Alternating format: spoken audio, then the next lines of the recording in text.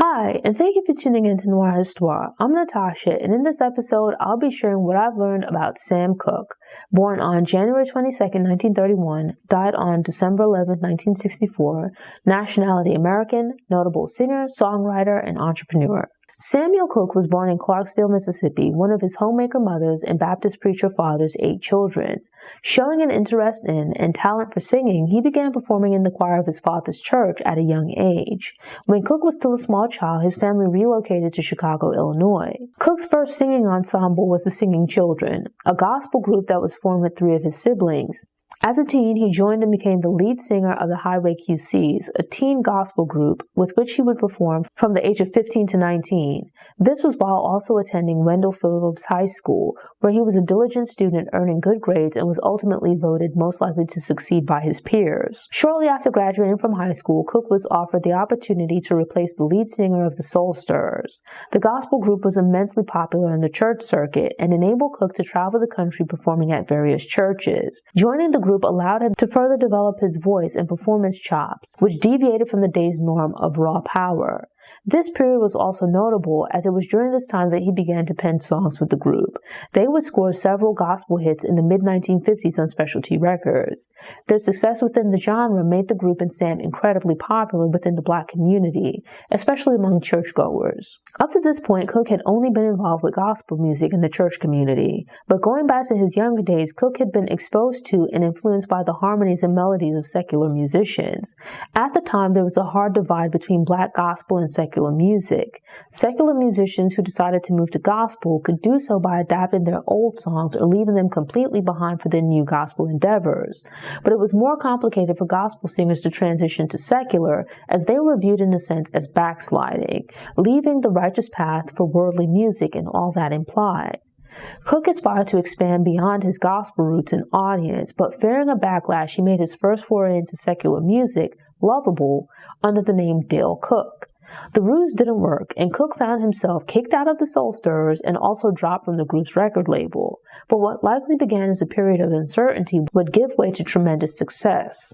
Being dropped from his label and let go from the group meant that Cooke was now free to do as he pleased. He signed a deal with Keene, a small record label with which he would remain for about 2 years. It was around this time that Cooke added the E to his last name, symbolizing the major change in his life.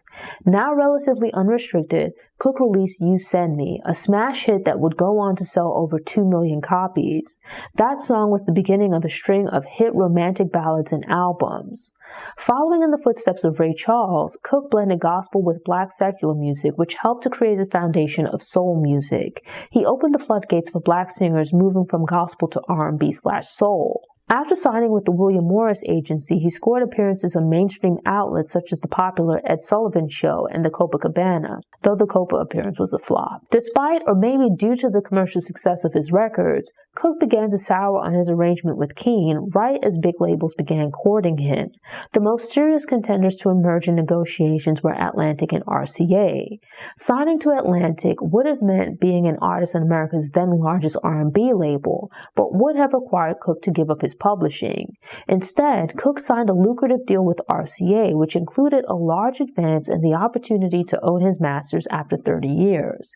He partnered with J.W. Alexander to establish a publishing company, Kags Music. An astute businessman, Cooke went a step further and became the first Black artist to own a record label, SAR Records. Through these companies, he would own the copyrights and produce recordings for himself and other artists on his record label, which included Bobby Womack and his brothers. 1963 and 1964 would be years of highs and lows. Cooke had married Barbara Campbell in 1959, and the couple had 3 children. In 1963, their only son Vincent drowned in the family swimming pool when he was about 1.5 years old. Cooke hired Allen Klein as the new manager for himself and all of his companies. Later that year, he negotiated a new deal with RCA where the company would provide a large advance and primarily function as a distributor for his label for 30 years. All business and money would be handled through Tracy Records, a holding company owned by Klein and managed by J.W. Alexander, allowing Cooke to retain creative control and ownership of his work while also considering taxes. Cooke had taken a break from recording recording after the death of his son. Up to that point, Sam Cooke had mostly been known for singles consisting of love songs, party songs, and gospel.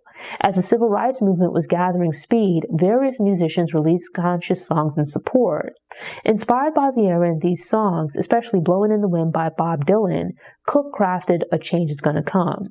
On the night of December 10, 1964, Cooke was out on the town in Los Angeles, and while drinking at a bar, he met a woman named Elisa Boyer. Early on the morning of December 11, Cooke and Boyer arrived at the Hacienda Motel where they booked and entered a room. Almost nothing that occurred after that point is agreed upon. According to Boyer, she had accepted a ride home from Cooke, but he instead took her to the motel against her will. Once in the room, Cooke became aggressive and attempted to rape her. This prompted Boyer to grab most of Cooke's clothes and run out of the room while he was in the bathroom. After realizing that Boyer had left the room with his clothes, Cooke then ran out of the room wearing only an overcoat. Bertha Lee Franklin, the motel manager, stated that Cooke began banging and or kicking in the door to her office after assuming that was where Boyer had escaped to. Franklin then fired a gun multiple times, hitting Cooke in the chest. Authorities accepted this sequence of events, and Franklin's use of force was legally ruled self-defense. Sources, which included some members of Cooke's family, state that Cooke had been carrying and displayed a large roll of bills at the bar early in the evening.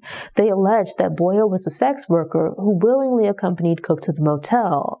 In an attempt to rob Cooke, Boyer grabbed his clothes while Cooke was in the bathroom and either took them with her or threw them out of the window, leaving him mostly naked in the room.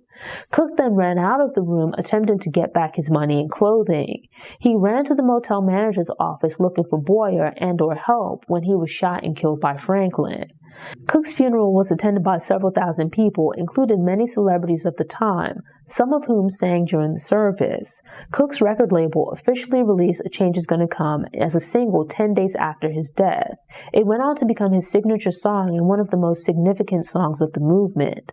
Conspiracy theorists allege that Cooke's death was a planned hit either as a result of Cooke's involvement with the civil rights movement or his efforts to maintain control over and ownership of his music. To this day, some still regard the circumstances of Cooke's death as being suspicious. The more unsavory details of Cooke's life and the aftermath of his death regarding his finances, businesses, and family are a complicated story that I won't go into here. But I recommend checking out Dream Boogie by Peter Goralnik and Remastered, The Two Killings of Sam Cooke. Thanks for tuning in. Show notes and sources are available on the Noir Histoire website by the link in the episode description. I'm working on creating downloadables and infographics, so keep an eye on the website. These Black History Facts are released every Tuesday, so if you enjoyed this episode and want more, subscribe to the channel, click the notification bell, and check out my Black History Facts playlist.